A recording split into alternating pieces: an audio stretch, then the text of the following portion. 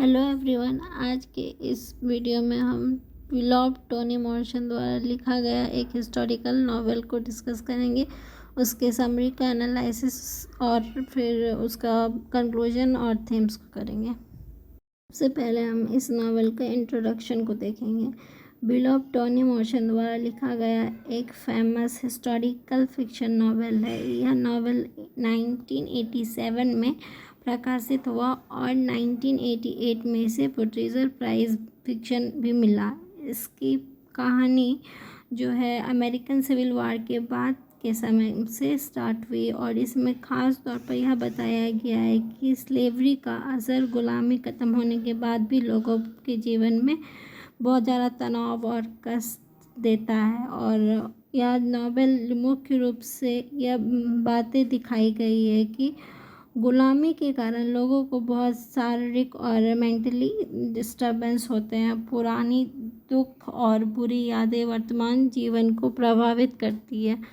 Memory को दिखाया गया है, हीलिंग्स, लव। टोनी मॉर्सन ने पास्ट और प्रेजेंट दोनों को आपस में जोड़कर यह नॉवेल को बनाया है और इस नॉवेल में मैजिकल रियलिज्म के तत्व को भी दिखाया गया है, यानी वास्तविक दुनिया के साथ साथ कुछ अलौकिक घटनाएं भी जुड़ी हुई है। यह जो नॉवेल है यह बताता है कि गुलामी केवल मेंटली और फिजिकली ही नहीं तोड़ देता, वह बल्कि इंसान के मन, परिवार, पहचान को भी बहुत बिखेर कर रख देता है और गहराई से प्रभावित करता है। हमारा इंट्रोडक्शन वाला पार्ट हो गया, अब हम समरी वाले पार्ट को डिस्कस करेंगे। यह नॉवेल 1873 में सिनेमैटिक्स ओरियो में शुरू किया गया था।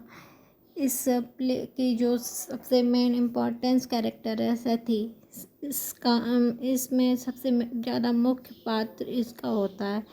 वह पहले एक स्लेव थी और फिर गुलामी के समय उसने बहुत अत्याचार और पीड़ा को सहन किया था। वह अपने बच्चों को लेकर गुलामी से भाग जाती है, लेकिन उसके अतीत में जो भी एक बात थी वो बहुत दर्दनाक बात थी और वह घटना को लेकर के वह बहुत स्ट्रेस में रहती थी और उनकी लाइफ पर बहुत ज़्यादा प्रभाव पड़ा था।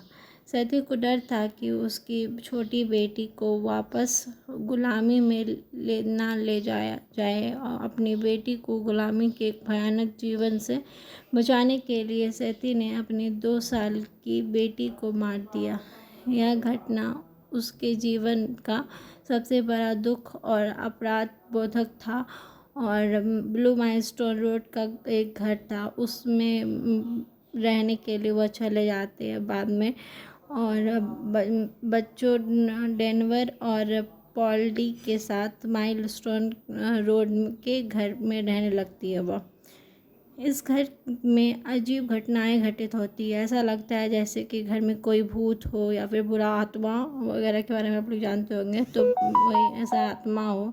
एक दिन एक रहस्यमय लड़की उनके घर आ जाती है और उनका अपना नाम वह बिलॉव्ड बताती है। बिलॉव्ड कहती है कि वह सती की मृत्यु, जो बेटी को उसने मार दिया था ना, वही बेटी है। धीरे धीरे सती और उसका परिवार बिलॉव्ड को स्वीकार कर लेता है। बिलॉव्ड का प्रभाव इस तरह होता है, बिलॉव्ड धीरे धीरे सती के बहुत करीब जाने लगती है। सती उसे बहुत प्यार करने लगती है क्योंकि उसे लगता है कि उसकी खोई हुई बेटी उसको वापस मिल गई। लेकिन बिलॉव्ड के आने के बाद स्थिति उसकी बहुत ख़राब होने लग जाती है। डेनवर और पॉल्डी से दूर होने लगती है और अपना सारा ध्यान बिलॉव्ड पर ही देने लगती है।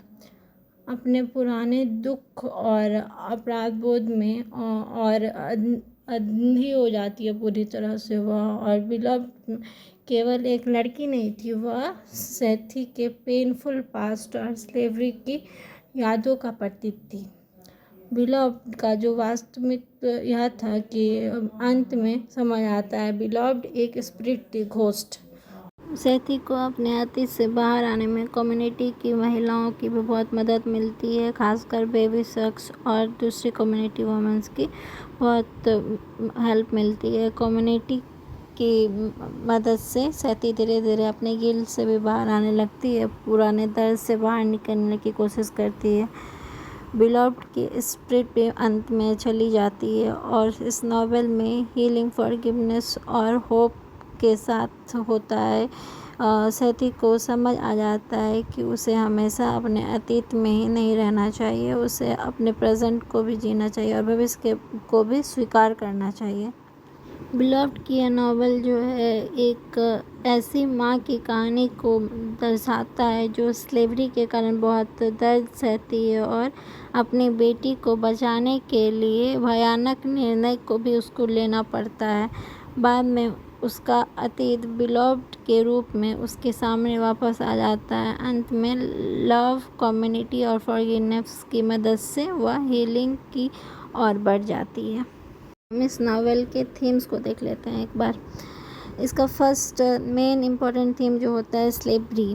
टोनी मॉर्सन बताती है कि स्लेवरी केवल गुलामी के समय तक सीमित नहीं रहती है, इससे फिज़िकली हमें बहुत ज़्यादा प्रॉब्लम सहने पड़ जाते हैं। यानी गुलामी ख़त्म होने के बाद भी उसका दर्द लोगों की यादों और जीवन में बना रहता है।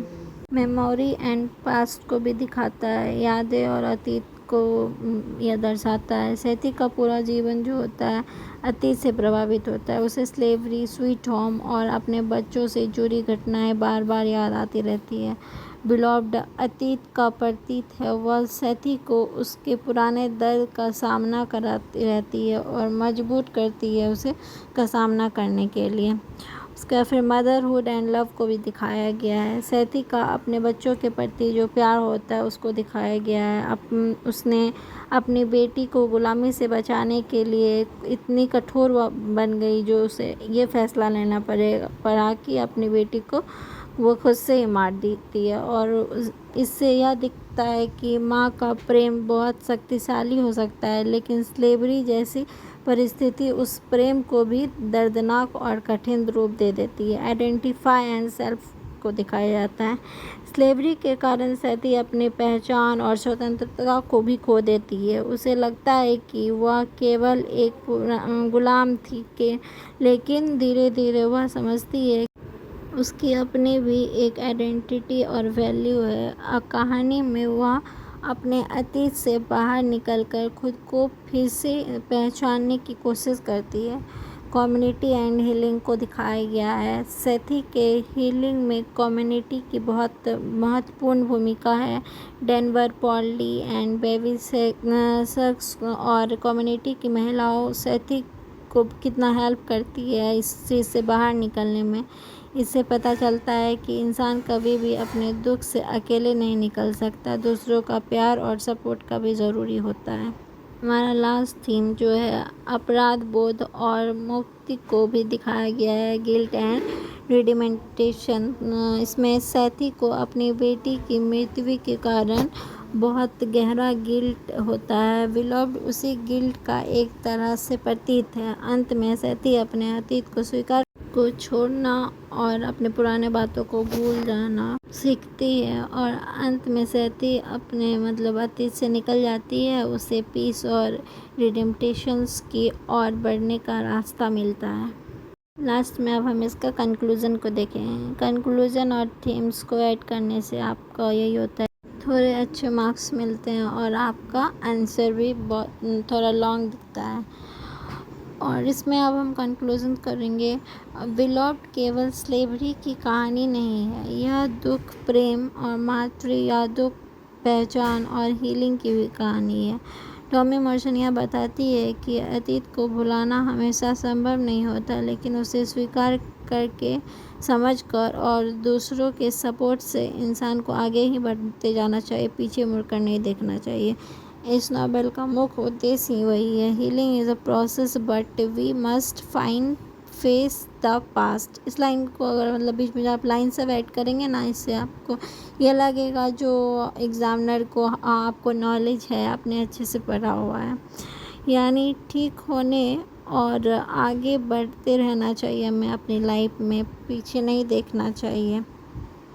इस नावल का मोस्ट इम्पॉर्टेंट थीम्स जो है बिलॉव्ड, स्लेवरी, मेमोरी, मदरहुड और गिल्ट, आइडेंटिटी, हीलिंग और होप को दिखाया गया। ये सब आपके ऑब्जेक्टिव के लिए बहुत ज़्यादा इम्पॉर्टेंट होगा, इसीलिए इस सब चीज़ को आप ध्यान में रखिएगा। Thank you everyone. अगर आपके लिए वीडियो हेल्पफुल हुई हो तो please like share and subscribe.